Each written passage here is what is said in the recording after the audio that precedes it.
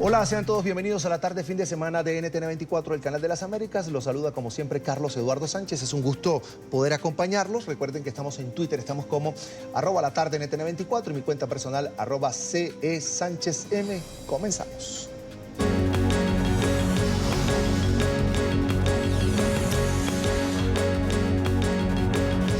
Un nuevo tiroteo se registró hoy en Estados Unidos. Esta vez, un centro comercial ubicado en El Paso, Texas, fue el escenario del atentado, donde varias personas murieron. Aún se desconoce el número exacto y total de víctimas fatales. Según información extraoficial, entre 15 y 20 personas se fueron trasladadas a hospitales. No hay reportes sobre cuántas han fallecido ni el grado de gravedad de los heridos. Por el hecho ya fueron detenidas 3 personas. El presidente Donald Trump ofreció su apoyo a las familias de las víctimas y pidió a las autoridades locales reforzar la seguridad en la zona. Terribles tiroteos en El Paso, Texas. Los informes son muy malos. Hay muchos asesinados. Estamos trabajando con las autoridades estatales y locales para la aplicación de la ley. Hablé con el gobernador para prometer el apoyo total del gobierno federal. Dios esté con ustedes.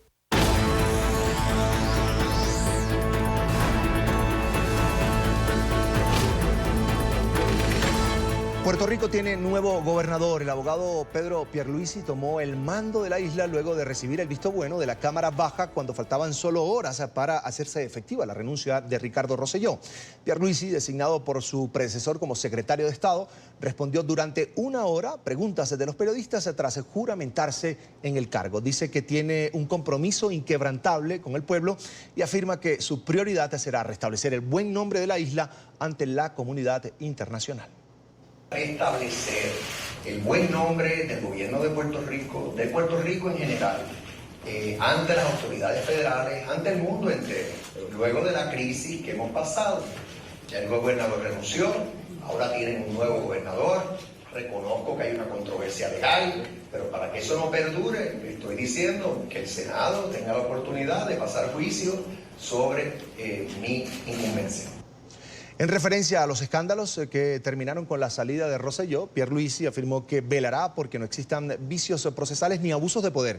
Dijo que sin importar el cargo o posición de los investigados, todos los ciudadanos puertorriqueños tienen derecho al debido proceso. Es que yo, que fui secretario de Justicia, no voy a permitir abuso del poder, persecuciones, nada de eso. Y todos tienen derecho a un debido proceso, a un proceso justo, sea quien sea el pasado gobernador, sea cualquier ciudadano. Y yo voy a velar por eso. El oficialista Pedro Pierluisi asumió la gobernación de Puerto Rico luego de que la Cámara de Representantes lo ratificara como secretario de Estado, el mismo día que Ricardo Rosselló debía abandonar el poder. El abogado de 60 años se juramentó como mandatario de la isla, pese a que no ha recibido el visto bueno del Senado, que debatirá el tema la próxima semana. Llegó el día.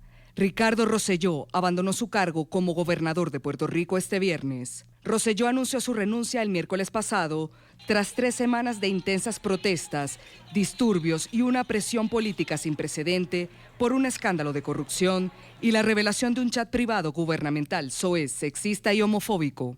A través de un comunicado, el exmandatario de la isla indicó que Pedro Pierluisi, designado este miércoles como secretario de Estado y ratificado esta tarde por la Cámara de Representantes, asumió las riendas de Puerto Rico.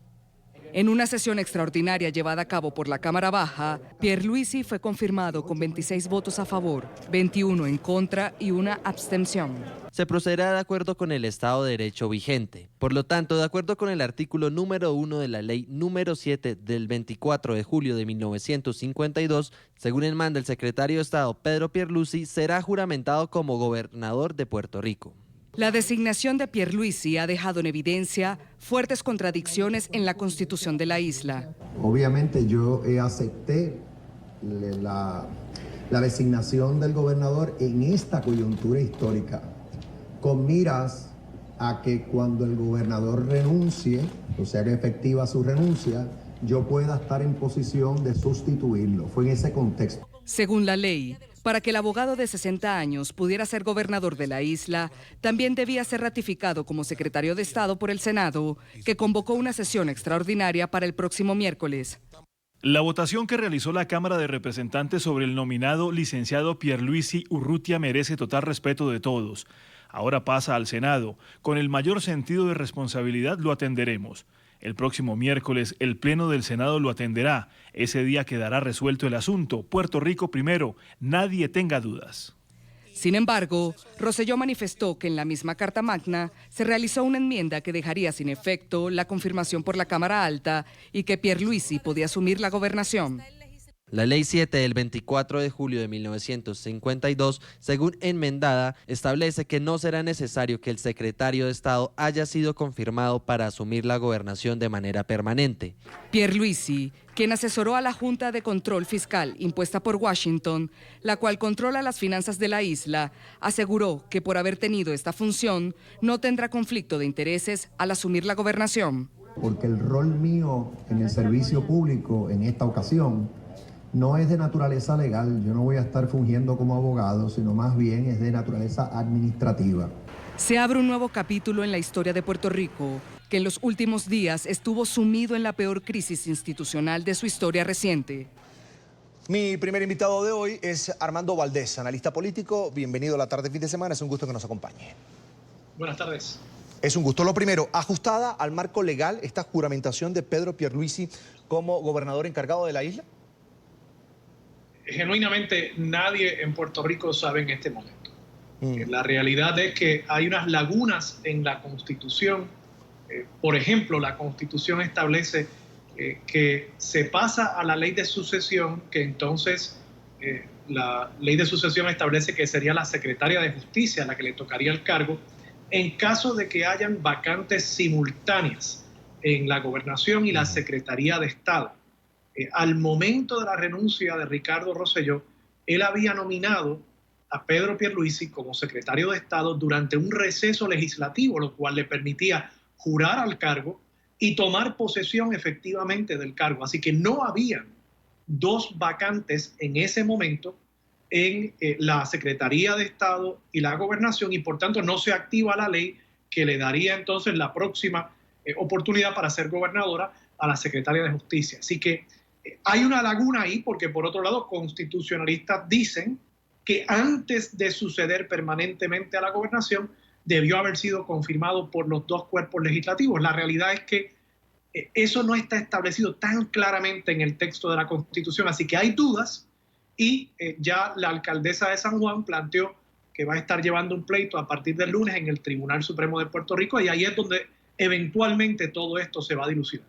Es decir, el día miércoles, tengo entendido, se pronuncia el Senado, que lo va a discutir el lunes. Tengo entendido que la sesión se mantiene para el lunes, pero se pronunciará el día miércoles.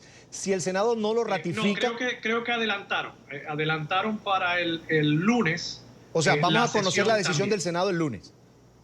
Correcto, y, sí. Y eso entiendo que responde al interés del presidente del Senado por no darle tanto tiempo a la hora gobernador Pedro Pierluisi para que pueda negociar con los senadores. Ahora, si no es ratificado ese día por el Senado, ¿debe quedar sin efecto esa juramentación que hizo?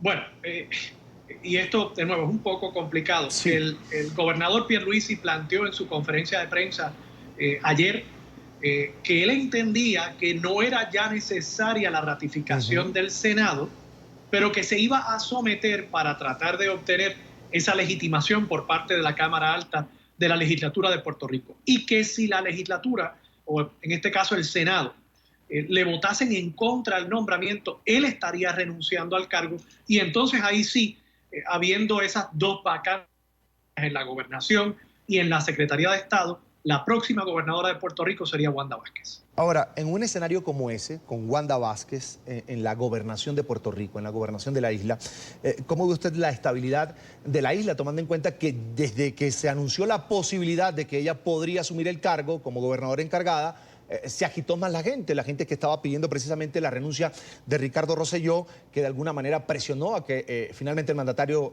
dimitiera? El problema con Wanda Vázquez es doble. Por un lado, Wanda Vázquez es la secretaria de Justicia que fue nombrada por el ex gobernador Ricardo Rosselló. Por tanto, hay muchas personas, y como bien tú señalas, ¿no?, en cuanto a los manifestantes, que sienten que Wanda Vázquez ha sido parte responsable de los desmanes de la administración del ex gobernador Ricardo Rosselló. Pero por otro lado también está un conflicto político. El presidente del Senado, Tomás, es una persona que ha tenido unas contiendas públicas, muy controversiales en los medios de comunicación con la secretaria de Justicia por diversos temas. La ha señalado por amapuchar investigaciones y por no hacer su trabajo correctamente, esencialmente llamándola una corrupta. Así que esa relación entre el Ejecutivo y el Senado es particularmente sensible porque el Senado es el cuerpo que por lo general confirma la mayor parte de los nombramientos de un gobernador, además de todo el trabajo que tiene que hacer con la aprobación de leyes. Así que la preocupación en Puerto Rico es que ese gobierno de una Wanda Vázquez como gobernadora y un Tomás Rivera Chatz en el Senado sería esencialmente un gobierno dividido y convertiría a Puerto Rico en aún más ingobernable de lo que ya se ha convertido. Aunque pertenecen al mismo partido. Sí, pertenecen al mismo partido, pero lo interesante de este cuatrienio ha sido que realmente las principales controversias, las controversias más álgidas que han habido en el ámbito público han sido precisamente entre miembros del mismo partido oficialista en Puerto Rico en este momento. Ahora, lo que ha vivido Puerto Rico no se puede calificar o catalogar de otra manera. Es un momento democrático, la gente exigiendo en la calle pacíficamente la renuncia de un funcionario que consideran es corrupto. Pasó por la presión, el gobernador renunció. Hay una presión todavía en las calles porque no quieren a quien pudiera asumir el poder, que es Wanda Vázquez, y también hay rechazo al señor Pierluisi, que lo vinculan con el círculo cercano del gobernador o exgobernador Ricardo Rosselló. Ahora, ¿qué tanto ha afectado, digo yo, en la estabilidad económicamente, políticamente a Puerto Rico todo este trance que, repito, es totalmente democrático? La gente oponiéndose a un funcionario que consideran corrupto y no ajustado a los intereses, por supuesto, de la mayoría de los puertorriqueños. Bueno, todavía las estadísticas económicas pues no nos permiten evidenciar lo que te voy a plantear, que yo he notado anecdóticamente y que he notado también hablando con comerciantes. Muchas personas perciben que ha habido una pérdida en la confianza de los consumidores, en la confianza de los inversionistas, y que eso ha tenido un efecto muy tóxico en la economía de Puerto Rico. Pero de nuevo, al ser un desarrollo tan reciente, nos estamos hablando básicamente del mes de julio, pues el impacto todavía no lo hemos percibido en las estadísticas nacionales económicas. Ahora, dicho eso, sí hay dos temas críticos para la economía de Puerto Rico y para el pueblo de Puerto Rico en general en los próximos 17, 18 meses, que sería lo que le quedaría a la persona que acabe siendo gobernador de Puerto Rico, que son la recuperación del país después del huracán María, que todavía no se han cumplido 2 años, y todas las asignaciones federales de dinero para la reconstrucción del país. Y segundo, la reestructuración de la deuda bajo la Junta de Control Fiscal. Esos dos temas son dos temas críticos no solamente para estos 17 meses, sino para probablemente los próximos 5, 10, 15 años del país. Pero en este tiempo, en lo que le resta a este cuatrienio, ciertamente se van a estar tomando decisiones importantísimas, y por eso es tan crítico que la persona que esté ahí tenga la confianza de Washington, tenga la capacidad de realmente montar un aparato público que responda a las necesidades del país. Ok, antes de finalizar, yo quería también abordar con usted un escenario posible, y es que el día lunes no sea ratificado el señor Pierluisi y que Wanda Vázquez no asuma como tal, o se presente un conflicto de poderes, como usted bien lo decía, la alcaldesa de San Juan ejerza acciones ante el Tribunal Supremo. Mientras eso pasa, ¿queda Wanda Vázquez en el poder como tal o finalmente habrá un vacío de poder en Puerto Rico? No, Wanda Vázquez, ciertamente, si no hubiese gobernador y al no haber secretario de Estado en este momento, porque cuando Pedro Pierluisi juró como gobernador, abandona el cargo de secretario de Estado, no se convierte en otra cosa.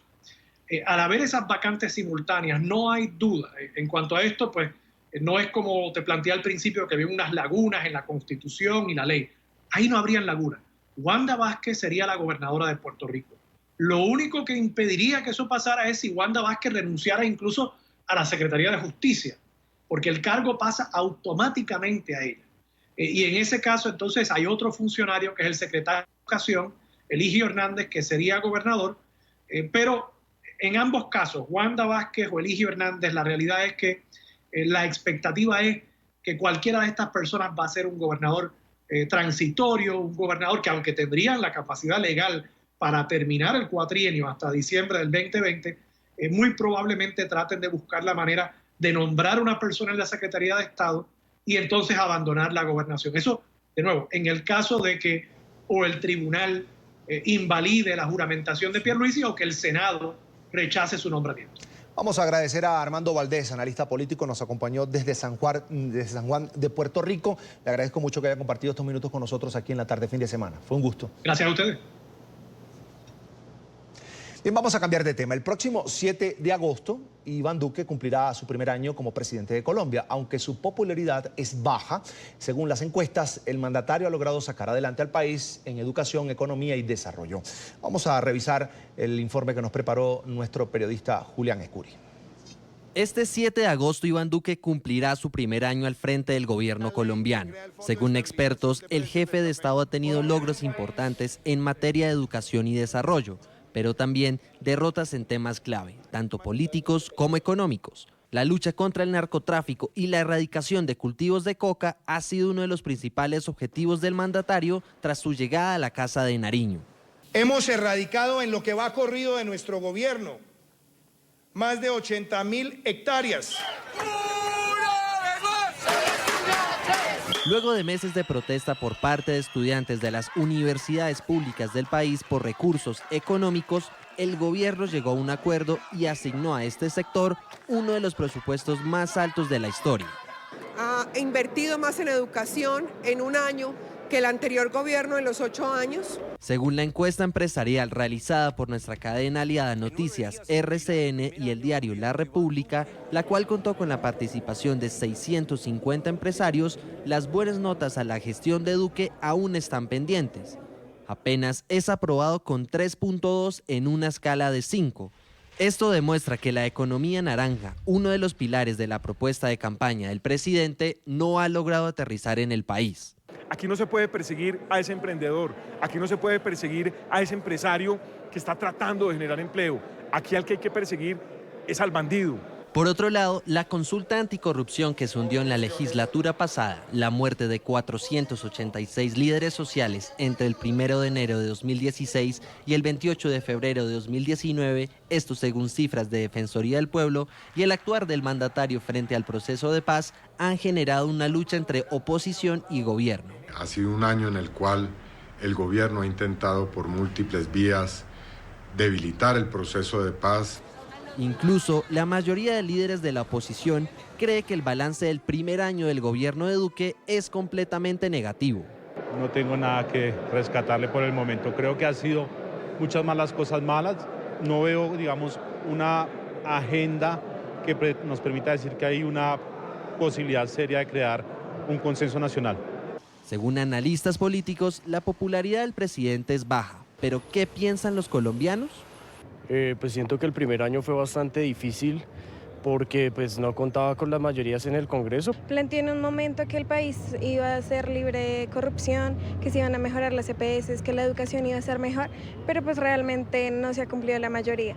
Yo soy venezolana y pues toda mi familia está acá y gracias a él también nosotros hemos tenido muchas oportunidades acá en Colombia. Y aunque muchos creen que el desempeño del presidente Iván Duque no ha sido óptimo hasta ahora, al mandatario le quedan 3 años de gestión para cumplir sus promesas de campaña: erradicar los cultivos de coca, revertir las tasas de desempleo y concretar el acuerdo de paz con las extintas guerrillas de las FARC. A esta hora quiero saludar a Rafael Piñeros, analista político, además profesor de la Universidad Externado de Colombia. Bienvenido a la tarde de NTN24, es un gusto. Muchas gracias por la invitación. Es un placer. Se habla de baja popularidad del gobierno Duque. Esa apreciación que se siente en algunos medios de comunicación, en las calles, por ejemplo, de la capital colombiana de Bogotá, ¿es proporcional a los resultados reales, palpables, de la gestión del presidente durante este primer año? Pues digamos que la popularidad del presidente está dirigida principalmente a las acciones que el gobierno ha venido desarrollando o a la agenda legislativa que haya podido impulsar en el gobierno. Y en ese sentido han sido más los debes que las ganancias que ha tenido el presidente. Por lo tanto, la gente sí percibe que la situación no es muy positiva, no es muy halagüeña, y tal vez por esa razón la gente no se siente conforme con la gestión del primer mandatario.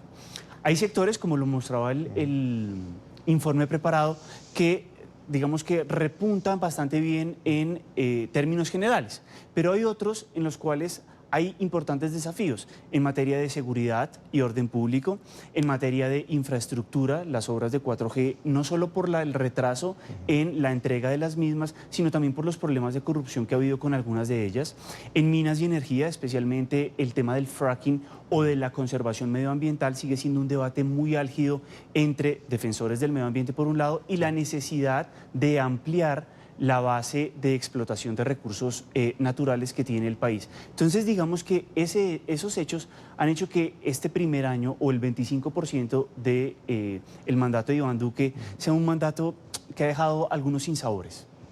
Ahora, hablemos de los aciertos que el gobierno Duque ha tenido y ha impactado además en la vida del colombiano como tal.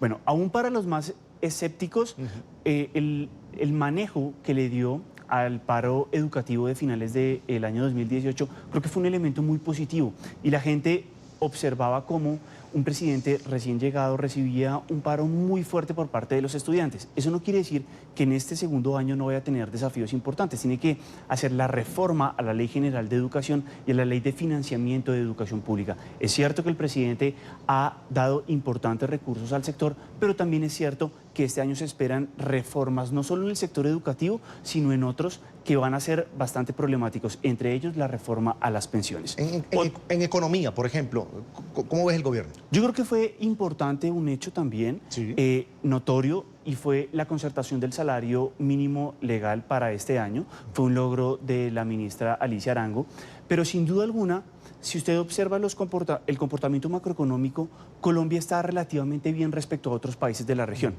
Voy a un punto. La inflación está controlada, está alrededor del 3,43% anual y el 2,43% año corrido, lo cual, a pesar de que va a estar ligeramente por encima de la meta del Banco de la República, es un elemento muy positivo si lo comparamos con Argentina. El crecimiento del primer trimestre fue del 2,8% y si lo comparamos con las potencias de la región, Brasil y México, nos vamos a dar cuenta que está casi un punto superior. Sin embargo, también el Fondo Monetario Internacional y el Banco Mundial alertaban de que la economía de América Latina en general va a crecer menos. Entonces, digamos que Colombia se comporta relativamente bien, pero se esperaba un poco más. El crecimiento económico sigue siendo bajo para un país en vía de desarrollo como Colombia. Eso es importante. Tiene indicadores económicos Colombia de alguna manera positivos, pero la percepción del ciudadano es que la cosa está mal. ¿Por qué se da ese fenómeno? Yo creo que se juntan varios factores. Había sectores que estaban jalonando significativamente la economía, como el sector de construcción e infraestructura, pero justamente esos sectores son los que están decayendo ahorita un poco. Despunta bastante bien el sector de manufacturas, el sector de alimentos, pero también allí se registran importantes tasas de inflación, está creciendo significativamente la inflación. Y yo creo que también hay una percepción que lo reflejaban las últimas encuestas de popularidad del presidente, y es tal vez el aumento significativo de venezolanos en las ciudades está generando que la gente tal vez no esté muy contenta respecto a esa situación. Ahora, no hay un indicio claro o una relación directa que el aumento del desempleo, que actualmente está en 9,4%, que es ligeramente alto, ¿cierto?, esté relacionado con los venezolanos en el territorio nacional. Ese es un punto. Ahí escuchábamos, por ejemplo, en el reporte de nuestro periodista Julián Ecuri, cómo una venezolana agradecía al presidente Duque por toda la mano, o esa gran mano que ha extendido el gobierno colombiano a estos migrantes venezolanos que escapan de la miseria, que escapan de un régimen criminal como el de Nicolás Maduro en Venezuela. Ahora, también la gente en Colombia como que comienza a quejarse y comienza a ver lo malo como efecto de. Eso usted está en capacidad de decirme que no es un efecto de esa migración venezolana. Exactamente, yo creo que sería peligroso culpar la migración, el flujo masivo de migrantes venezolanos de la situación que estamos viviendo. Hay otros factores que podrían explicar esa situación y por lo tanto hay que tal vez concentrarse en ello. ¿Cómo podemos hacer para reactivar sectores que jalonan significativamente la economía? Tal es el caso de la infraestructura, tal es el caso de obras públicas y tal es el caso de la construcción. El sector de construcción es significativamente importante en nuestro país y en el último trimestre ha estado un poco decaído, si se puede llamar así. El senador Iván Cepeda también decía en ese reportaje preparado por nuestro periodista Julián Ecuri que el gobierno Duque ha intentado de alguna manera debilitar el proceso de paz que firmó el anterior presidente de Colombia, Juan Manuel Santos, con las FARC. ¿Cómo lo ve usted? Yo creo que lo que el gobierno no ha podido desmarcarse es de la siguiente situación. La oposición logró desde muy temprano en el gobierno mostrar cómo el gobierno a nivel interno tiene un discurso y a nivel externo tiene que manejar otro. Y como el gobierno... Externo quiere decir con ONU y otras organizaciones. Exactamente.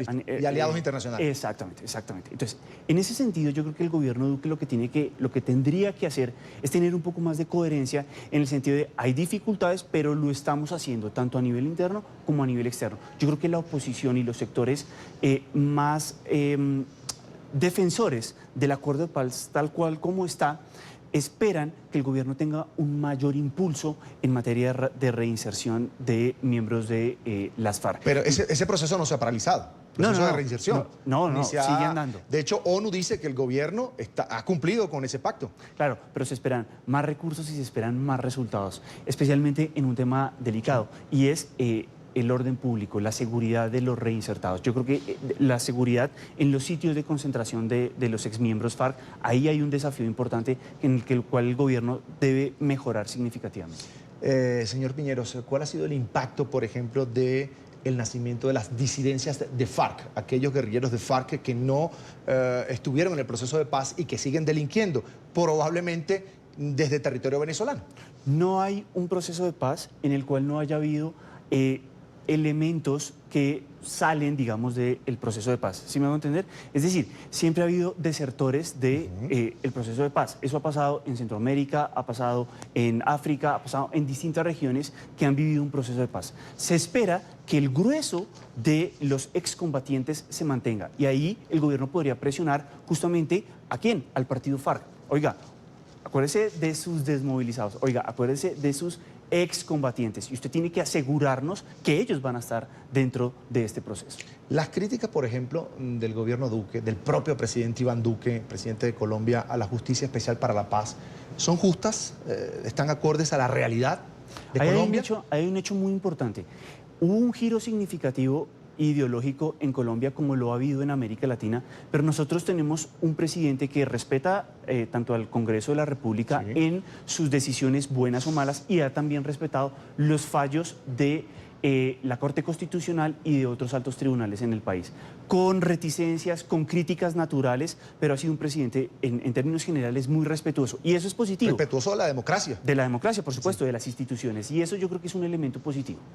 Eso es ganancia para Colombia como país y como sociedad. Ahora, el presidente Duque le quedan 3 años de mandato, 3 años en la Casa de Nariño. ¿Por dónde deben rumbar ahora, hacer como un nuevo reinicio de su gobierno para que pueda conectarse con la gente y tenga mayor aceptación y la gente pueda apoyar además los proyectos del gobierno? Listo. Yo creo que un primer elemento sería ser más eficiente en su relación con el legislativo.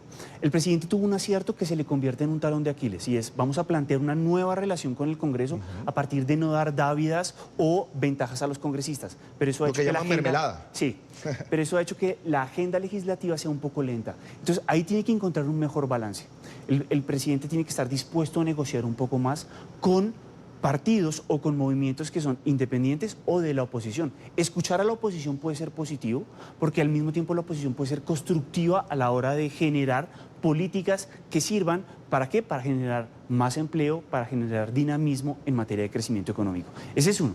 Otro importante, yo creo, es agilizar las inversiones en las regiones y en los lugares más apartados del país. Es decir, le estoy hablando de zonas que esperan inversiones que lleguen del gobierno central. Ese sería un segundo lugar. Y yo creo que uno tercero es los elementos de seguridad y de drogas, en el sentido que se espera, no solo la oposición, sino el país en general, espera medidas más concretas para protección de líderes sociales y sindicales y de desmovilizados. Hay quienes desde la acera de la oposición pretenden pasarle factura al presidente Duque por el tema de las muertes de los líderes sociales en Colombia. ¿Le cabe todo al presidente esa factura o no? Es el representante del Estado. Digamos que en pero tiene incidencia este tipo de delito en el gobierno anterior también. Por supuesto, viene creciendo desde el gobierno anterior, pero por eso le digo... en este momento es Duque el presidente, tiene que darle respuesta a la gente. Exactamente, y le quedan 3 años, le queda el 75%, entonces sí que le va a caer gran parte del agua sucia que tal vez venga del anterior si no acomete medidas mucho más precisas. En temas de salud, por ejemplo, ¿qué exige el colombiano y qué ha hecho el gobierno? ¿Le ha dado respuesta o no a los colombianos sobre esta inquietud de los ciudadanos? El Pacto por la Salud que se firmó la semana pasada o hace 2 semanas en Cartagena puede ser un inicio significativo para saldar las cuentas de un sector que históricamente ha tenido importantes problemas en materia de cobertura. En ese sentido, se espera que haya un cambio positivo y que las EPS puedan cumplir con su función de prestar un servicio de salud mucho más eficiente y mucho más de cara al ciudadano y a las necesidades que tiene. Es decir, debe haber un gobierno, un Estado más presente de la mano del ciudadano exigiéndole a las empresas que prestan el servicio de salud. Exactamente. Ahora, hay un tema que también de alguna manera le pasa factura al gobierno de Iván Duque y tiene que ver, no sé cómo explicarlo, es decir, el presidente Duque viaja de alguna manera representando a Colombia, eso es lo que hace un presidente, buscando oportunidades de negocio para productos colombianos, pero se le critica porque ha hecho muchos viajes, aunque no supera a otros presidentes. ¿Cómo lo ve usted? Yo no estoy de acuerdo con esa situación. El problema no es la cantidad, el problema sería analizar la calidad. La política exterior y todo Estado tiene que invertir en funcionarios mucho más profesionales. El gobierno lo ha hecho, se comprometió desde que llegó a incrementar a un 50% el número de diplomáticos de carrera. Eso se espera que sea un logro importante que va a ir caminando a través de los años.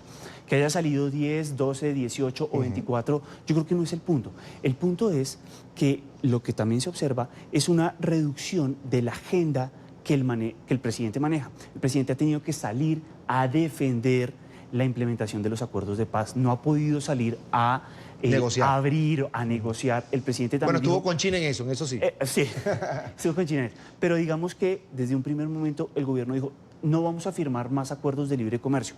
Decir eso de entrada puede ser un error. No había que decirlo tal vez, porque sin duda alguna eso hace que desde el punto de vista económico y comercial no pueda ofrecer o no haya un plus, ¿cierto?, que pueda ofrecer en estos 4 años. Entonces, yo creo que eso fue un error estratégico. Puede ser que esos aliados o posibles nuevos aliados volteen a otro lado, porque Colombia tiene esa posición. Exactamente, o busquen otros en la región. Chile, México, el mismo Perú es competitivo y lo que no se viene para Colombia se va para otro lado. Entonces, en ese sentido yo creo que puede ser problemático. Y también se observa una reducción en el sentido de que le ha dado un énfasis significativo a la crisis venezolana y al tema de las drogas ilícitas, que el tema de las drogas ilícitas ha sido un tema histórico de la política exterior, pero yo creo que esos 2 elementos copan mucho la agenda en materia de política exterior y no permite observar otras cosas. Colombia sigue haciendo diplomacia cultural, Colombia sigue haciendo diplomacia deportiva, Colombia sigue participando en la Oficina de las Naciones Unidas contra la Droga y el Delito, Colombia es activa en el Consejo de Derechos Humanos. Entonces, digamos que esa concentración en temas muy puntuales, polémicos, sin duda alguna, puede que le reste.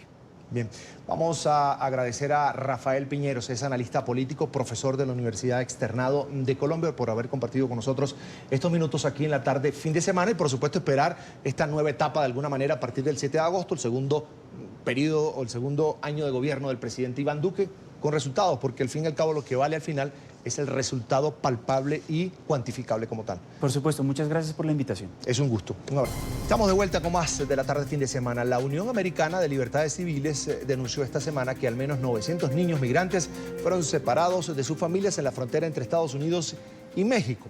El gobierno de Donald Trump sigue separando a niños de sus padres a pesar de que un tribunal federal bloqueó dicha política a finales del 2018, excepto en aquellos casos en los que un progenitor, es decir, el padre o la madre, pudiera suponer un peligro para su propio hijo.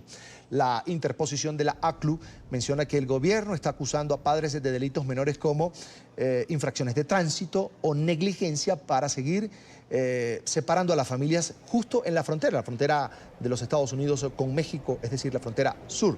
La administración Trump comenzó a separar a niños de sus padres en mayo del año pasado como parte de una política de mano dura frente a la migración irregular, una política llamada de tolerancia cero para esas personas que buscan llegar a territorio de los Estados Unidos de manera ilegal.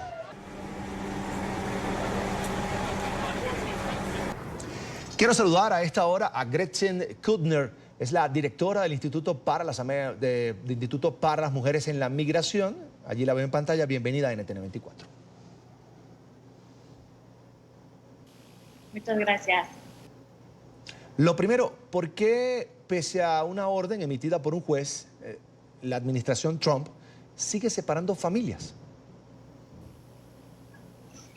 Sí, estamos hablando de la frontera entre México y Estados Unidos. Entonces, sí hubo un orden de un juez, pero lo que pasa es que las autoridades estadounidenses, cuando llega una familia a la frontera, lo que hace es revisar los documentos que tiene la familia, ¿no? Tanto una identificación del padre, madre o el familiar del niño o niña, así como cualquier documentación de identidad que tiene el niño o la niña. Entonces, si estos no corresponden, no tienen otro tipo de documentación, pueden separar al niño o la niña de su familia. Sin embargo, lo que ha estado pasando desde el orden del juez es que vemos que están separando alrededor de cinco niños y niñas de sus familias diario, con eso de la documentación, o también por razones de que el padre o la madre ha sido acusado de haber cometido un delito. Entonces, si entra al sistema penal, por ejemplo, entonces separan al niño de su familia, la niña de su familia, porque los niños no pueden entrar en procedimientos penales. Entonces es complejo. Las quejas, por supuesto, de parte de las personas que protegen a las familias migrantes, es que las autoridades están ocupando su autoridad para disuadir, ¿no? Y están separando a las personas de forma ilegal, y las autoridades dicen que están tratando de evitar posibles situaciones de trata de personas o tráfico. Entonces, pues son razones técnicas, sin embargo, es una situación muy compleja. A ver, señora Kudner, ¿ustedes han registrado casos de niños separados de sus padres? Sí, nosotros, bueno, el Instituto para las Mujeres en la Migración tenemos las oficinas en la Ciudad de México, no estamos en la frontera. Sin embargo, bajo la política de tolerancia cero y el juicio que luego se empezó y que actualmente sigue, alrededor de 8 de estas familias de la separación de familias fueron de niños y niñas mexicanas. La mayoría, por supuesto, son de niños y niñas de Centroamérica. Sin embargo, nosotros apoyamos para identificar a padres y madres cuyos hijos se habían quedado dentro de Estados Unidos, porque después de las separaciones, muchas veces el padre o la madre es deportada. Entonces, de ahí empieza todo una serie de búsquedas para tratar de hacer la reunificación familiar. Ahora, ¿quién se hace cargo de los niños una vez que son separados de sus padres? Sí, en Estados Unidos es la Oficina de Reasentamiento de Refugiados, la instancia encargada de proteger y cuidar a los niños y niñas mientras están separados. Esta oficina tiene albergues en todo Estados Unidos y lo que hace es buscar a algún familiar que puede cuidar al niño o la niña mientras. El problema traumático, más allá de la separación en sí, en la situación de tolerancia cero, ha sido, por supuesto, la separación de niños y niños muy chiquitos y chiquitas. Entonces, por ejemplo, pues, que no pueden hablar, y si no pueden hablar, pues es súper difícil, por supuesto, encontrar algún familiar que los puede cuidar. ¿Hay alguna organización que proteja a estos menores? hay muchas organizaciones de la sociedad civil en Estados Unidos que protegen a los menores, pero la instancia del Estado encargado es esto que te digo, que es la Oficina de Resentimiento de Refugiados, que tiene albergues en todo Estados Unidos. ¿Y existe algún tipo de control, por ejemplo, al desempeño de las autoridades migratorias del lado de los Estados Unidos? Sí, bueno, ahora con la queja que se ha hecho y el litigio que se está llevando a cabo, se ha implementado un orden de tener mayor control y por supuesto que ahora tienen todas las listas y se van viendo las reunificaciones familiares. También de parte del Congreso hay un comité especial que se desarrolló, se gestionó sobre el tema, que también está dando seguimiento desde el Congreso de Estados Unidos. Hay un punto controvertido en todo esto y le voy a preguntar a usted, ¿considera que cometer, por ejemplo, una infracción de tránsito es motivo suficiente para separar a un niño, a una niña de sus padres? No, pues yo en lo personal no, pero la ley de Estados Unidos dice que entrar al país de forma irregular es un delito. Entonces, originalmente, bajo la política de tolerancia cero, la idea fue perseguir todos estos delitos y al entrar al sistema penal, los niños y niñas no podían estar con sus familias, su madre, padre, etcétera. Sin embargo, pues por supuesto, no está en el interés superior de ningún niño o niña estar separado de su padre o madre por haber cometido un delito de esa índole. Pero con la terminación de la política de tolerancia cero, en junio de 2018, hemos visto que siguen las separaciones familiares por las razones que ya les expliqué. Si existe abuso, excesos por parte de las autoridades, ¿puede haber algún tipo de sanción para quienes en algún momento separan a los niños de sus familias, de sus padres, sin justificación? Sí, podría ser, caso por caso se está viendo y es parte de lo que están viendo en este juicio. Es como class action, ¿no? Cuando hay toda una clase de personas que han sido afectados. Entonces, precisamente en este juicio están viendo cómo asignar la responsabilidad y cuál podría ser las sanciones en contra del gobierno por ese tipo de separación familiar que se llevó a cabo bajo la política de tolerancia cero. Es Gretchen Kudner, es la directora del Instituto para las Mujeres en la Migración, a quien le agradezco mucho que haya compartido con nosotros estos minutos aquí en la tarde fin de semana. Muchas gracias. Hasta la próxima, buena tarde para usted. Y continúa la indignación en Guatemala por el acuerdo de asilo con Estados Unidos. En la nación centroamericana, casi el 60% de la población se encuentra en situación de pobreza. Defensores de los derechos humanos advierten que el país no está preparado para convertirse en un tercer país seguro. Informe a continuación de nuestra cadena aliada, la Deutsche Welle. El acuerdo de asilo con Estados Unidos sigue generando indignación en las calles de Ciudad de Guatemala. Muchos temen las consecuencias de convertirse en tercer país seguro.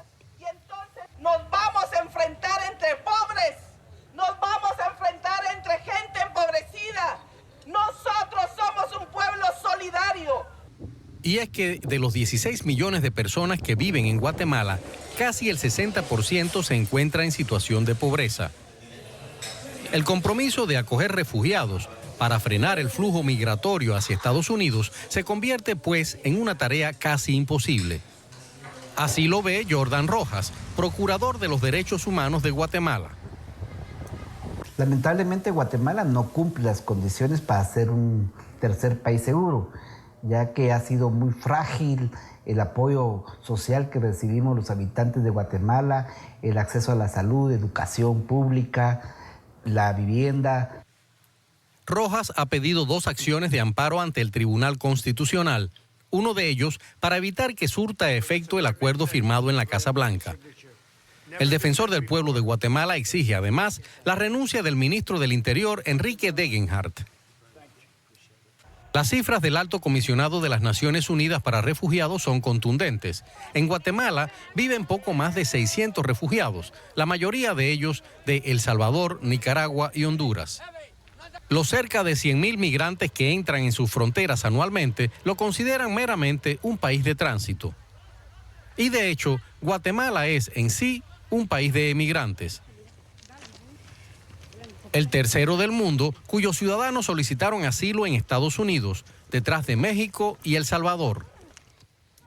Los activistas dudan que el acuerdo con Estados Unidos vaya a detener realmente el flujo migratorio hacia ese país y presagian un incremento en el tráfico ilegal de personas. Las personas no van a dejar de migrar porque justamente en ese sentido las estructuras criminales van a estar actuando en la ruta migratoria y van a lucrar mucho con esta firma de tercer país seguro porque justamente abrió la puerta para el narcotráfico, el crimen organizado. Un difícil escenario que al presidente Jimmy Morales no parece preocupar lo más mínimo. Tras la segunda vuelta electoral en agosto, será otro quien se ocupe del problema. El director del Instituto de Investigaciones Espaciales de Brasil, Ricardo Galvao, anunció su destitución tras la polémica que mantuvo con el presidente Jair Bolsonaro por datos que demuestran un fuerte avance de la deforestación en la Amazonía. El presidente brasileño Jair Bolsonaro destituyó el viernes a Ricardo Galvao como director del Instituto de Investigaciones Especiales INPE, tras la publicación de datos sobre la deforestación de la selva amazónica. Galvao anunció su propia destitución, en un caso que la ONG Greenpeace describió como un acto de venganza contra quien muestra la verdad. El escándalo inició hace 2 semanas, cuando Bolsonaro puso en duda datos del INPE que muestran un aumento del 88% de la deforestación de la selva amazónica en junio, comparado con el mismo mes de 2018. El mandatario acusó a Galvao de estar al servicio de alguna ONG. El ahora exdirector del INPE respondió asegurando que Bolsonaro había mostrado su cobardía al acusarlo de esa manera y que sus declaraciones parecían la broma de un chico de 14 años, incompatibles con un presidente de la República. Bolsonaro nunca ha ocultado su escepticismo al cambio climático, ni su respaldo a la apertura de áreas protegidas a actividades agrícolas y mineras. El gobierno colombiano investiga una presunta incursión en territorio colombiano por parte de integrantes de la Guardia Venezolana. La policía señala que se llevaron una retroexcavadora y además aprendieron al hombre que operaba la máquina. En la tarde del viernes, 5 integrantes de la Guardia Venezolana habrían cruzado la frontera con Colombia. Los uniformados se acercaron hasta una trituradora cerca del puente Francisco de Paula, Santander, donde se realizan trabajos de extracción de material de arrastre. Una vez se tiene la información, se da aviso a Cancillería y a Migración Colombia ante la situación de la inmovilización de una retroexcavadora y la aprehensión de su operario. Históricamente, el río Táchira sirve como línea fronteriza de referencia. Es muy delgada la línea fronteriza, donde es difícil por los sistemas electrónicos saber de qué lado de la frontera se está. Las autoridades colombianas se comunicaron con la Guardia Venezolana para saber el estado en el que se encuentra el operario de la retroexcavadora. Anoche hubo comunicación con la Guardia Bolivariana, con el Ejército Bolivariano y la familia de la persona aprehendida, quienes manifiestan que está sin inconvenientes. Esta no sería la primera vez que la Guardia Venezolana cruza hacia territorio colombiano. En 2017, un hecho similar habría ocurrido en esta zona donde un operario perdió la vida. Y durante su gira por China, el presidente de Colombia, Iván Duque, cuestionó las polémicas declaraciones de Nicolás Maduro, quien invitó a Venezuela a los ex jefes de las FARC, quienes tienen cuentas pendientes con la justicia en Colombia. El mandatario reiteró que el régimen ha convertido a Venezuela en un santuario para terroristas. Iván Márquez y Jesús Santrich son bienvenidos a Venezuela y al Foro de Sao Paulo cuando quieran venir. Son los 2 líderes de paz. La invitación de Maduro a los disidentes de las FARC, prófugos de la justicia en Colombia, tuvo lugar en el cierre del Foro de Sao Paulo y fue cuestionada por el presidente Duque. Yo lo que creo es que Nicolás Maduro cada vez se le asoman más las orejas al burro. El mandatario reiteró las denuncias sobre la presencia de terroristas en el país vecino. Aquí lo que estamos viendo no solamente es que él ha albergado terroristas colombianos desde hace muchos años, sino que una vez más ratifica que Venezuela es un santuario para terroristas y para narcotraficantes. E insistió en que el régimen de Venezuela protege a quienes están por fuera de la ley. Allá están los cabecillas del ELN, ahora están algunos de los líderes de las disidencias de las FARC y no hay duda alguna que también Santrich está protegido por ese régimen dictatorial. Duque además destacó la importancia de mantener el cerco diplomático contra la dictadura de Nicolás Maduro. Nos acompaña a esta hora el senador colombiano por el Partido Centro Democrático, Fernando Araujo. Una muy buena tarde y bienvenido, por supuesto, a NTN 24. Es un gusto. Muy buenas tardes a todos. Un gusto poderlos saludar y especialmente un gusto estar aquí en este programa. Senador, ¿Venezuela estaría siendo el campamento más grande para la guerrilla colombiana, es decir, un auténtico santuario para terroristas? Yo creo que no es nuevo. Yo creo que la dictadura de Venezuela es el mejor alumno de la dictadura cubana y Cuba siempre ha sido albergue de terroristas. Recientemente Colombia tuvo un impasse con Cuba porque los negociadores del ELN, que son terroristas y que fueron los autores del asesinato de nuestros estudiantes en la escuela de policía en Bogotá en enero de este año, están siendo protegidos por la dictadura cubana. Lo mismo sucede en Venezuela. Ahora quienes incumplen el acuerdo, los terroristas de la FARC que han tenido todos los privilegios y todas las garantías, los que diseñaron un sistema de justicia transicional hecho a la medida de sus intereses, pero que siguieron delinquiendo.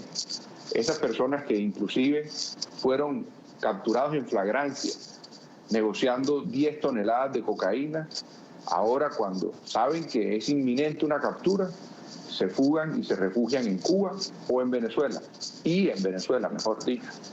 La dictadura venezolana lo que promueve es una expansión del narcosocialismo en América Latina, y estos son sus principales aliados.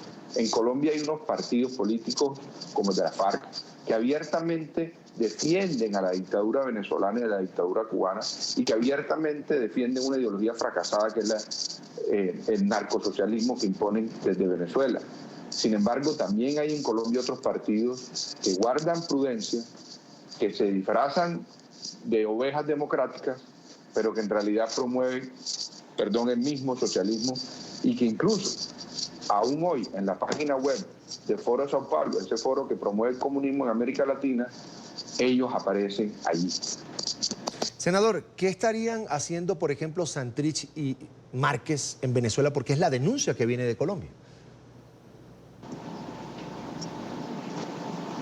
Pues yo no quiero entrar en una especulación. Seguramente están en ese foro de Sao Paulo, que es el foro que promueve el narcosocialismo de América Latina, el mismo que fundaron el corrupto expresidente de Brasil, Lula da Silva, y el dictador cubano Fidel Castro, que auspició Hugo Chávez, el extinto dictador de Venezuela, y que hoy promueve y estimula el dictador Nicolás Maduro. Seguramente están allá acordando mecanismos para seguir su plan expansivo. Ellos tienen un discurso antiimperialista, pero lo que promueven es un nuevo imperialismo en América Latina, un imperialismo desde el socialismo y desde el socialismo financiado con el narcotráfico, con la minería criminal, con el odio de clases, que estimula mejor el odio de clases y que lo que promueve es la distribución igualitaria de la pobreza para concentrar toda la riqueza en el dictador y un grupo muy pequeño de corruptos que rodean al dictador. Eso es lo que ha pasado en Cuba, es lo que sucede en Venezuela, ha pasado en otras dictaduras de América Latina, es parecido a lo que pasó en Brasil, con, digamos, un mayor componente republicano y con un mayor componente demócrata, pero sucedió muy parecido. También hubo escenarios de corrupción que incluso se expandieron por América Latina, el sonado caso Lavallato, que terminó desenmascarando la corrupción de Odebrecht, y seguramente ellos quieren imponer eso mismo en otros países donde no lo han podido hacer, como Colombia. Nosotros por eso rechazamos contundentemente esa ideología, respetamos pues que haya diferentes ideologías, pero rechazamos esos planes expansivos que salen desde la dictadura, rechazamos la dictadura, rechazamos con determinación que la dictadura esté protegiendo a terroristas. Nos parece sumamente grave y también rechazamos con mucha energía las afrentas del dictador contra las instituciones colombianas, contra el presidente de la República, que hoy es el jefe del Estado, y contra el expresidente Uribe, que también fue jefe de Estado y que también merece todo el respeto, y que no aceptamos ninguna afrenta de ningún país, y mucho menos de un dictador. Santrich y Márquez, ambos tienen causas pendientes en Colombia. ¿Están entonces incumpliendo los acuerdos de paz? Mire, nosotros cuando comenzó el acuerdo de La Habana siempre planteamos nuestras dudas. Fuimos promotores del no. Cuando fuimos promotores del no dijimos, hombre, nos preocupa un sistema de justicia transicional que le entregue excesivas garantías a los terroristas que han cometido crímenes de lesa humanidad y narcotráfico, crímenes sumamente graves. Nos preocupa, lo dijimos desde el comienzo, que los garantes de este proceso sean países antidemocráticos como Venezuela y Cuba, y que esos garantes, supuestos garantes, tengan unos intereses distintos a la paz y la reconciliación del pueblo colombiano. Aquí se va evidenciando eso que tantas veces le reclamamos y que hicimos visible, y es que ni Venezuela ni Cuba son garantes de la paz de Colombia. Venezuela y Cuba lo único que les interesa garantizar es la imposición de una ideología fracasada en el mundo entero a través de recursos del narcotráfico, la promoción de la minería criminal y la desestabilización de la democracia colombiana para poder imponerse a través de los partidos antidemocráticos o otros partidos que promueven unas tesis parecidas a las de ellos, que se disfrazan de demócratas pero que al final no lo son. Es decir, aquí es muy grave. Ni a la FARC ni al ELN le interesa la paz de Colombia, ni a Cuba ni a Venezuela le interesa la paz de Colombia, ni a Petro ni a Santos le interesa la paz de Colombia. A ninguno de ellos le interesa la paz de Colombia. Les interesa es imponer una ideología fracasada en Colombia para acabar y aniquilar con las instituciones democráticas, para reducir la democracia en su mínima expresión, acabar con la libertad de expresión como lo hicieron en Venezuela, como lo hicieron en Cuba, y dejar a Colombia sumida en una dictadura parecida a la que está en esos países. Dígame algo, senador, ¿qué tanto han crecido las disidencias de FARC? La FARC ha venido creciendo muchísimo. Muchos de los guerrilleros desmovilizados hoy no aparecen, no están en las zonas de verificación. Muchos de sus cabecillas, como Iván Márquez, como Romaña, como Jesús Santrich, hoy se esconden y se refugian en países que son amigos de ellos, pero que no son garantía para la paz de Colombia, como Cuba y Venezuela. Muchos incluso hacen parte de una disidencia que algunos pensamos que pueden ser disidencias estratégicas. La semana pasada encontraron un nuevo arsenal de la FARC que no sabemos si lo declararon o no, y que no sabemos qué hacía escondido, y que no sabemos por qué no lo habían entregado.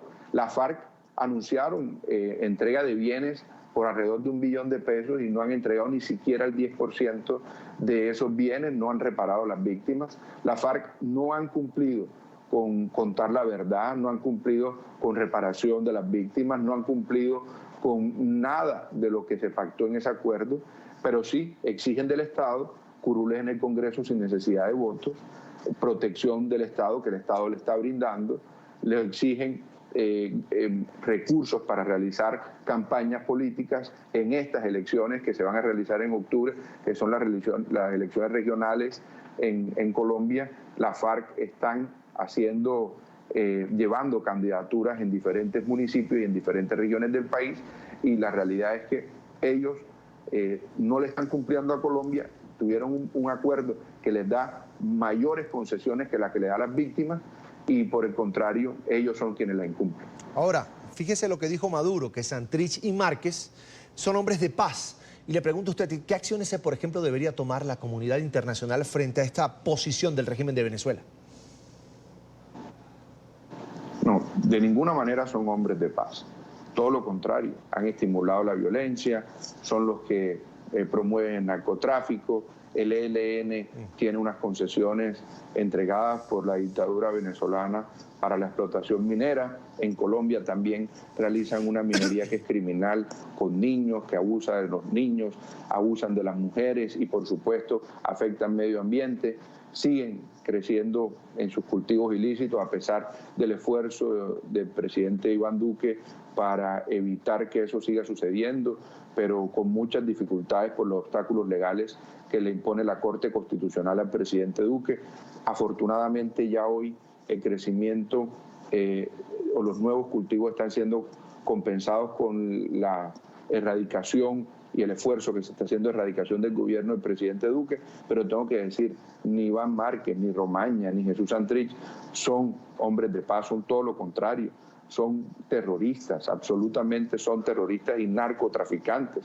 Y lo que ellos deberían hacer si fueran garantes reales de un acuerdo en Colombia, de un acuerdo de paz en Colombia, es que deberían entregárselo a las autoridades colombianas para que vengan a pagar las condenas que tienen y a las cuales les están huyendo porque saben que cometieron delitos después del 1 de diciembre de 2016, fecha de corte de el acuerdo firmado con Juan Manuel Santos, que repito, un acuerdo que nosotros no acompañamos porque encontramos demasiadas concesiones para la guerrilla. Nosotros fuimos promotores del no, pero que exigimos que hoy la guerrilla le cumpla a Colombia, está cumpliendo a ellos. Senador, quiero aprovechar esta oportunidad, esta entrevista, para preguntarle, desde el Centro Democrático quieren reformar la justicia en Colombia. ¿Pudiera adelantarnos algunos de esos cambios que ustedes buscan hacer? Sin lugar a dudas, la Justicia Especial de Paz, que es un sistema de justicia transicional, requiere reformas. La principal de ellas, la más importante, es que hay un trato diferenciado entre los terroristas y nuestros militares, porque la fuerza pública en Colombia ha sido respetuosa de la Constitución y defensora de nuestra democracia. La fuerza pública en Colombia no ha sido promotora de violencias. La fuerza pública en Colombia ha sido respetuosa de nuestros valores democráticos, ha sido siempre una fuerza pública muy distinta a la que hubo en países con dictaduras militares. Colombia tiene una democracia sólida que ha tenido una interrupción muy breve en el siglo pasado, diferente a lo que sucedió en muchos países de América Latina.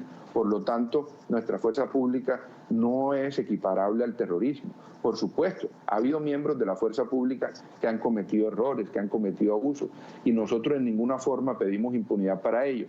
Lo que pedimos es que le den un trato diferente al terrorismo, porque el terrorismo, a diferencia de la fuerza pública en Colombia, sí ha tenido una determinante o una determinación en atacar la democracia, en atacar las instituciones y en atacar nuestra constitución política.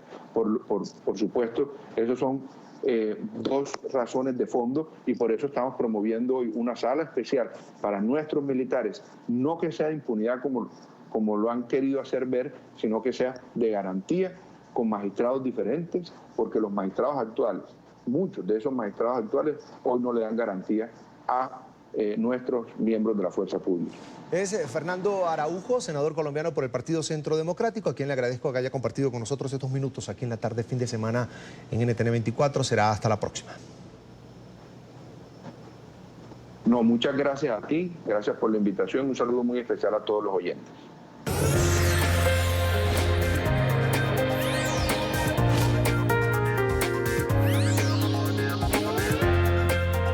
En Cartagena, Colombia, se lleva a cabo la primera edición del Women Economic Forum. La directora del programa Zoom a la Noticia de NTN 24, nuestra enviada especial a este evento, Andrea Bernal, entrevistó a Liliana Gil. Es la fundadora de Culturitel y 100 más, 2 empresas dedicadas al uso de las herramientas tecnológicas para alcanzar la inteligencia cultural, promoviendo así un rol esencial de la mujer. Aquí está la entrevista. Hablando de tecnología con mujeres, ¿quién mejor para hablar de eso que Liliana Gil? Yo le digo Lili de cariño. Lili, ¿cómo estás? Bienvenida. Muy bien, gracias por tenerme. ¿Qué ha significado estar en este lugar, sobre todo tan inspirador, diría yo? Porque uno no sabe lo que hay detrás a veces de esas 4 paredes del hogar o de la oficina de uno, y viene uno a conocer gente con tantas historias que uno sale de aquí diciendo, estoy haciéndolo bien, pero lo puedo hacer mejor. ¿Qué ha significado para ti estar acá, teniendo en cuenta que tú llevas la voz también de la tecnología que hace falta todavía tanto en el ámbito de la mujer? Pues mira, para mí, primero que todo, cualquier oportunidad de volver a Colombia, ya que me fui desde hace muchos años a Estados Unidos, me llena el corazón porque la casa es la casa. Y cuando se me dio la oportunidad de venir y compartir un poco más sobre el trabajo que estamos haciendo con mi empresa, que está basada en Nueva York, y tenemos equipos en Medellín también usando inteligencia artificial, procesamiento natural del lenguaje, o sea, tecnologías de punta para hacer investigación, obvio que yo iba a venir con los ojos cerrados porque estoy en mi casa en Colombia para mostrar algunos de esos avances y la investigación que estamos logrando para cambiar el paradigma y convertir opinión en información y en toma de decisiones puntuales. Y por eso estoy aquí. Entonces, esta tarde hablaremos de inteligencia artificial. Me ha llamado muchísimo la atención que se ha crecido o estamos mejor en el término de mujeres en el ámbito de emprendimientos, en el ámbito de educación. Eso se ha destacado muchísimo en este foro de cómo el tema de la educación y la inclusión de las mujeres en la educación en América Latina ha crecido, vamos por buen camino, pero un lunar negro es el tema de la tecnología. Y han hablado, no, las mujeres no aparecen todavía en ese ámbito. Las aplicaciones son creadas por hombres. Las páginas web, los diseñadores, los ingenieros en sistemas, son hombres.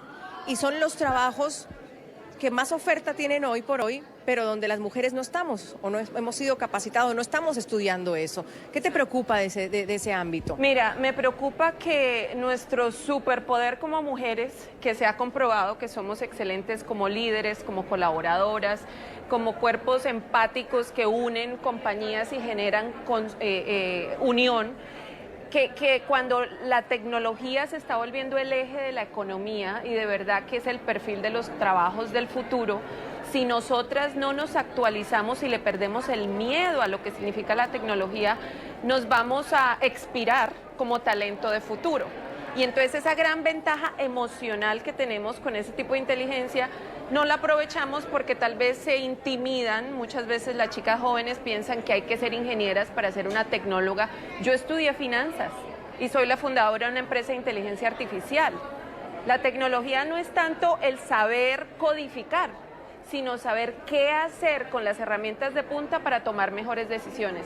Entonces hay que cambiar ese chip y no encasillar el rol con la necesidad absoluta de tener la destreza de integrar tecnología en todo lo que hacemos. Pero tiene que ver con que las mujeres no nos lanzamos todavía a estudiar cosas distintas de las que nos ha dictado también la sociedad. Sí. Ayer lo decía la gerente de la OCDE, es que el problema es de la cultura. Las mujeres encasilladas o estereotipadas en ciertas profesiones, los hombres en otras, y de ahí no lo hemos logrado salir. ¿Es también una labor de las universidades? Sí, hay un contexto sistémico y cultural, como tú lo mencionas, que influencia el tipo de caminos profesionales que escogemos. Es algo así como que tú no crees lo que puedes llegar a ser si no lo ves. Y por eso las pocas mujeres que estamos en sectores diferentes tenemos una gran responsabilidad de crear intervenciones tempranas con las muchachas que están en el colegio, las niñas que están aún más jóvenes, para que vean que hay un nuevo paradigma y que sí se puede lograr ese tipo de roles. Que ser buena en matemáticas no solamente funciona para ser un físico o un ingeniero, sino que ser una financiera, por ejemplo, maravillosa, que te permite ver los números desde un nuevo ángulo, es una gran ventaja. Entonces tenemos mucho por hacer y empieza con nosotras como mujeres, empezando a influenciar, a jalarnos para arriba y a empujarnos para arriba. Lili, ¿cuál es la historia o hay una receta más bien para llegar a un lugar, muchos dicen, de éxito o de poder tener un poder diferenciador y poder empezar a cambiar las cosas? ¿Hay una receta? Mira, hay algo que yo siempre le digo a las mujeres y me lo digo a mí misma. Encima del factor género, uno debe estar siempre enfocado en volverse la mejor versión de lo que tú eres, independiente de género. Porque es muy difícil refutar la capacidad, el rendimiento y las ganas de superarse. Por ahí se comienza. Una vez logramos eso, es también ser un poco más lanzadas en pedir las cosas, así no se las estén ofreciendo a uno. Y nosotras hay veces, por ser tan colaboradoras y empáticas, nos da pena o vergüenza el pedir claramente un sueldo, una posición, una oportunidad o un nuevo camino de trabajo, de crecimiento. Entonces, hay que prepararse, hay que pedir y rodearse de gente más inteligente que tú. Y pedir que te lleven, te suban, te jalen y te traigan a donde sea necesario poder avanzar. Y esa ha sido una fórmula que para mí personalmente ha funcionado. ¿Cómo ha sido trabajar en el tema de inteligencia artificial? ¿En qué áreas han aportado y cómo están aportando a la mujer? Mira, yo pienso que en esta era de la tecnología en donde la gente le tiene miedo a la inteligencia artificial porque dice que va a eliminar los trabajos y ya no van a haber ciertas funciones, olvídate. La inteligencia artificial necesita inteligencia humana para que sea inteligente. Entonces siempre se van a necesitar los humanos. Nosotros lo que estamos haciendo es utilizando un algoritmo que permite agarrar la voz abierta de la gente. Todos los comentarios digitales que existen a nivel mundial, en cualquier foro, sitio, comentario, en todas partes, y con eso vemos patrones de opinión pública. Esa es la forma más pura de encontrar cuáles son las barreras que las mujeres enfrentan cuando nadie les está preguntando. Por ejemplo, para este foro, que lo voy a revelar esta tarde, corrimos más de 29 millones de puntos de referencia como análisis, para ver cuál es la voz de las mujeres colombianas y cómo se diferencia versus las mujeres norteamericanas, para darle prioridad a los problemas sociales, políticos y económicos, no basado en lo que gente importante en un foro piensa, sino en lo que millones de voces de verdad articulan como un problema social o político o económico. Un titular de lo que encontraron. Mira, hay muchas cosas interesantes. Por ejemplo, tanto para las mujeres norteamericanas como las colombianas, la economía y el acceso a trabajos es el punto número 1, que el que más importa. Sin embargo, el punto número 2, que para las colombianas fue alrededor del 29% de discusiones, problemas de género y de igualdad surgieron. Pero aquí está la gran diferencia. Para las colombianas ese punto se contextualiza no solo en igualdad, sino en violencia doméstica. En Estados Unidos, violencia doméstica no salió como tema. Eso me pareció a mí fascinante y preocupante, porque entonces hay mucho trabajo por hacer cultural. Y no es de las mujeres, es de los dos como pareja. Y la Comisión Económica para América Latina y el Caribe, en su más reciente informe, expresó preocupación por la desaceleración de la economía de la región. Según sus cálculos, la caída es de 0,4% con respecto al año pasado. Informe de nuestra cadena aliada La Voz de América. El crecimiento de América Latina será de 0,5% en 2019, un descenso respecto a 2018 que registró un aumento del 0,9%, según indica la Comisión Económica para América Latina y el Caribe, CEPAL. El promedio, ¿verdad?, está asociado a México, a Brasil, a Venezuela, a las economías más grandes, Argentina. Venezuela, como uno de los países que afecta el crecimiento de la región, por quinto año consecutivo registra una caída del Producto Interno Bruto. Para 2019, la CEPAL pronostica un nuevo descenso, esta vez del 23%. En los 5 años anteriores se registró una contracción del 47,8%. Estos impactos en la economía incluyen caídas de exportaciones, de importaciones, de uso de reservas internacionales, del valor y la corriente de ingresos de activos extranjeros. Pero sobre todo resalta afecta a la creciente escasez de servicios, como lo son la energía, la salud, entre otros. Por ejemplo, alimentos y medicamentos son productos de importación en el caso de Venezuela, y esto pues realmente le ha pegado muy fuerte todo el tema de las sanciones y las restricciones. Según los pronósticos económicos de la Oficina de la ONU, en promedio se espera que América del Sur crezca 0,2%, América Central 2,9% y el Caribe 2,1% durante 2019. Laura Sepúlveda, Voz de América, Nueva York.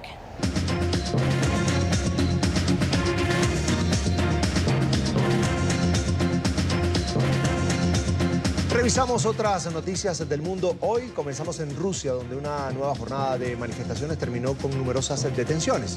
Una ONG defensora de derechos humanos denunció que 685 personas fueron arrestadas durante la protesta que exigía la inscripción de candidatos de oposición en las elecciones legislativas en Moscú del próximo 9 de septiembre. Y por noveno fin de semana consecutivo, Hong Kong volvió a ser escenario de protestas. Miles de personas salieron a las calles para rechazar al gobierno y exigir reformas democráticas. Las autoridades lanzaron gases lacrimógenos para dispersar a los manifestantes. Una estación de policía resultó incendiada. 4 víctimas fatales deja un terremoto de magnitud 6.9 entre las islas de Sumatra y Java en Indonesia. Según reportan, murieron por ataques cardíacos o fatiga en medio de la confusión por el sismo que además dejó 4 lesionados y causó daños considerables en más de 200 edificios, de acuerdo con la Agencia Nacional de Desastres. Las autoridades pidieron a los residentes de las zonas costeras permanecer atentos a las alertas, ya que la Agencia Geofísica de Indonesia ha alertado sobre un posible terremoto de mayor magnitud que podría desencadenar un tsunami.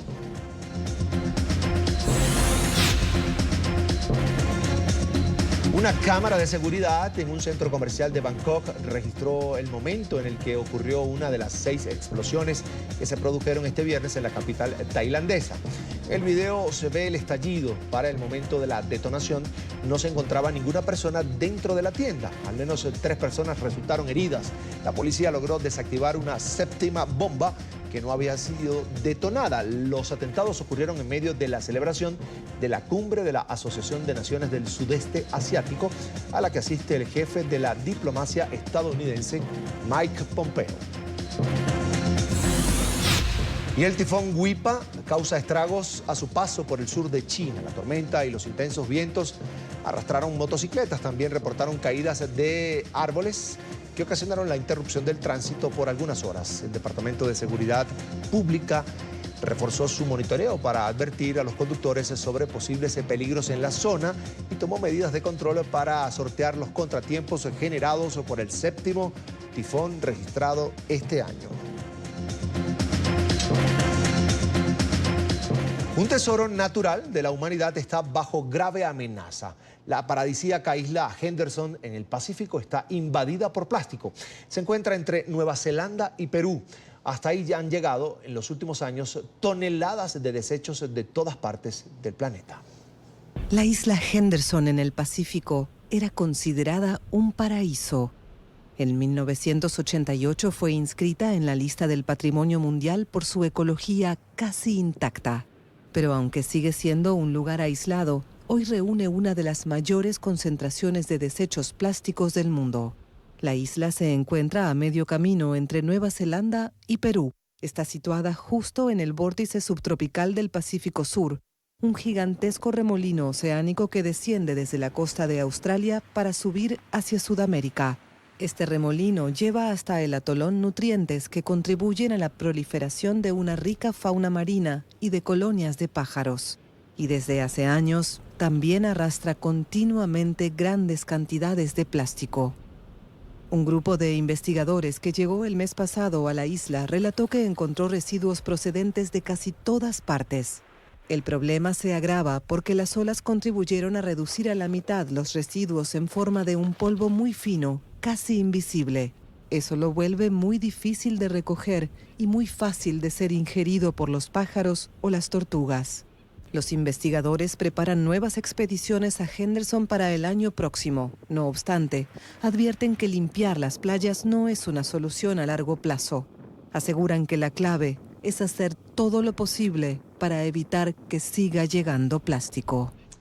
Y esta semana Donald Trump, en una serie de tweets incendiarios publicados en días recientes, tuvo como blanco de sus ataques a Baltimore. Se trata de una de las ciudades más violentas de los Estados Unidos, que cuenta con una población negra de más del 60%. El informe a continuación es de nuestra cadena aliada, la Deutsche Welle. La ciudad de Baltimore enfrenta muchos problemas y uno ha estado ahí por muchos años. La zona oeste propensa al crimen y a la violencia y con sus calles en decadencia.